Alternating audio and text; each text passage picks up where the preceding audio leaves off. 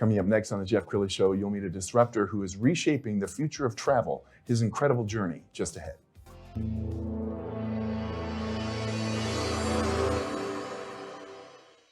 Many are predicting that the worst is yet to come, which is unfortunate, said one person here.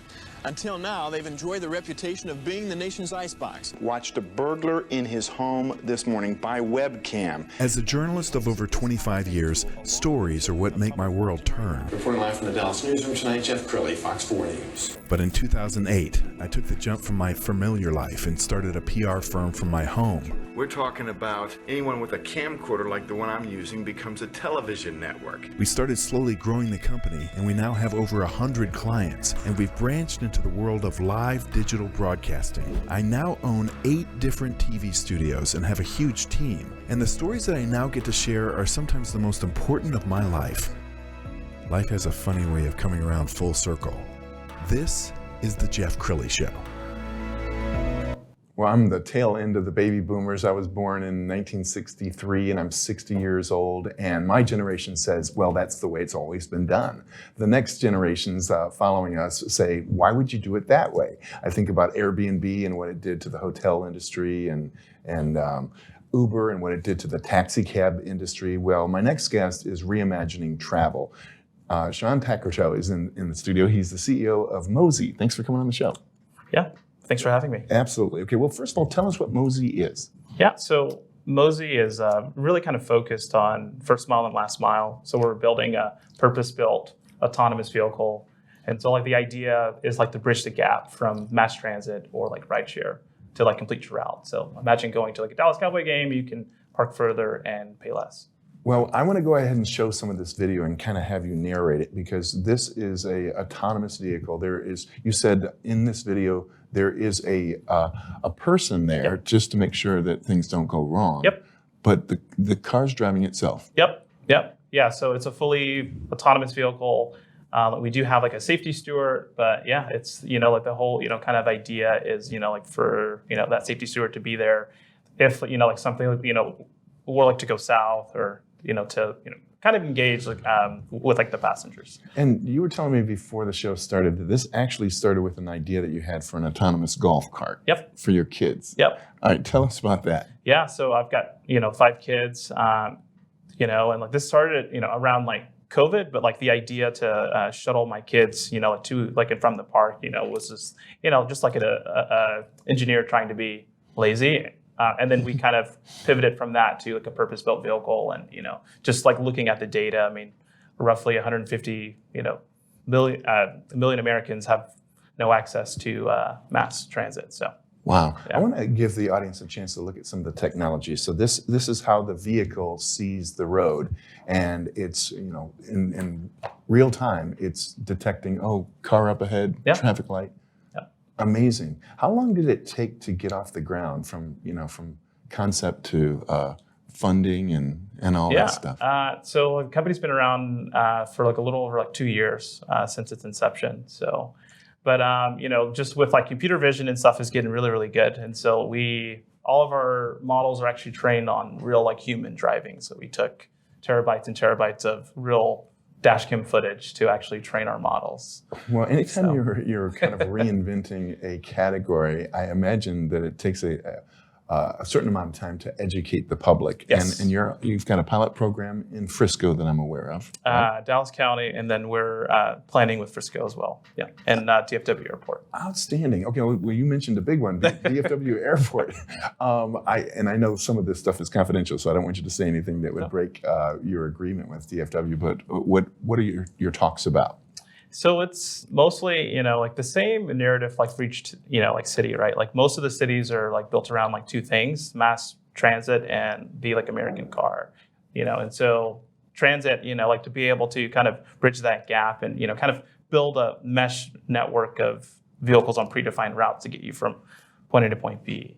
And so like that's what we're focused on and, working with each of these cities and like businesses. So, what's been the biggest challenge so far? Just, again, I go back to my first comment that I'm a boomer, and I think my generation just starts looking at all the reasons why it would not work. Yeah. Like, I think the biggest thing is like making sure that we build a cohesive experience to, really kind of, like let everyone know that like, this is safe, so we're, like starting off with like a safety steward. I always go back to like 1940s when like elevator, Right.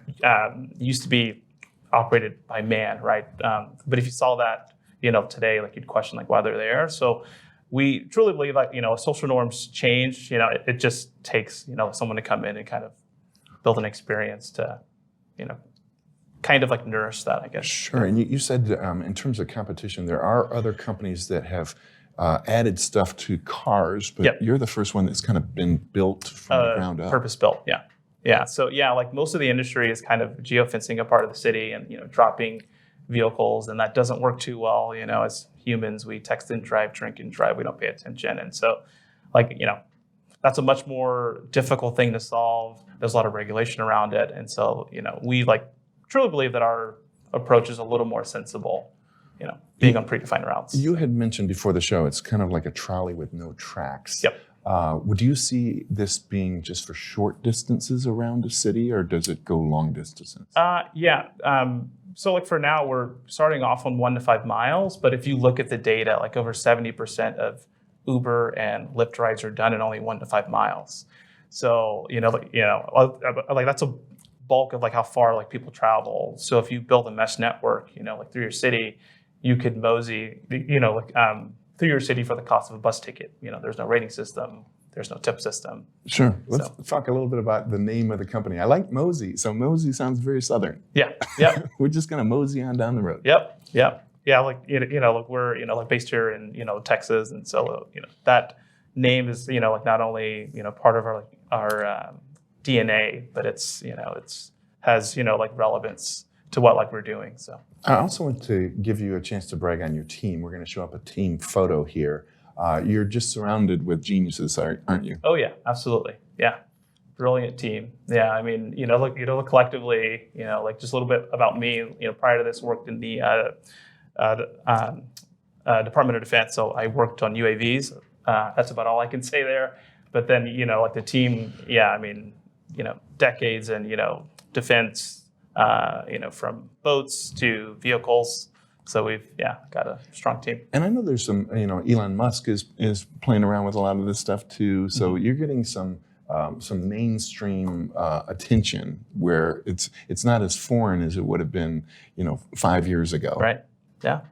It still feels a little bit like the Jetsons. I'm Yes. going to have to be honest with you. Oh yeah, absolutely. Absolutely. Awesome. Well, give me an idea what the next few years look like. You have 2 functioning vehicles right now. Correct. And what do you see here in the coming months? Yeah, so by like late summer, so we'll have a fleet of about 50 vehicles. And so our kind of goal is to get to like about 100 vehicles by the end of this year. So by like Q4 of this year. Wow. So, and our pilots start actually in like mid-February. So around the corner.